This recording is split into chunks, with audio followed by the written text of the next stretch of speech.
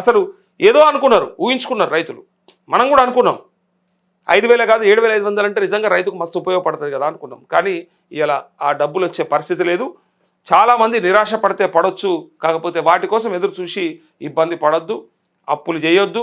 ఉంటే మీ దగ్గర ఉంటే ఇప్పుడు అమ్మేటువంటి వడ్లు ఏవైతే ఉన్నాయో వాటిపైన పైసలు వస్తే మళ్ళీ ఇన్వెస్ట్ చేయగలిగితే చేయరు తప్ప, అప్పులు చేసి పుస్తెలు అమ్మి వ్యవసాయం చేస్తే ఎవడో ఉద్ధరిస్తాడు మమ్మల్ని, ఏదో అయిపోతుంది మాకు, ఎక్కడికెళ్ళో డబ్బులు వస్తాయి అనుకుంటే మాత్రం భ్రమ. ఎందుకంటే ఒక్కొక్క పథకానికి ఇట్లా బొంద పెట్టుకుంటూ వచ్చేటువంటి ప్రయత్నం ఇది ఈ సంవత్సరం మాత్రం ఎట్టి పరిస్థితులలో మిగిలినటువంటి రైతు భరోసా అమౌంట్ రాదు.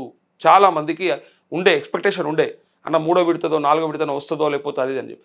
గప్పుడెప్పుడో రైతు పండుగలా రిలీజ్ చేసినటువంటి చెక్కు 3,000 కోట్ల రూపాయల చెక్కు ఇప్పటిదాకా రిలీజే కాలేదు, అంటే క్రెడిటే కాలేదు రైతులకి.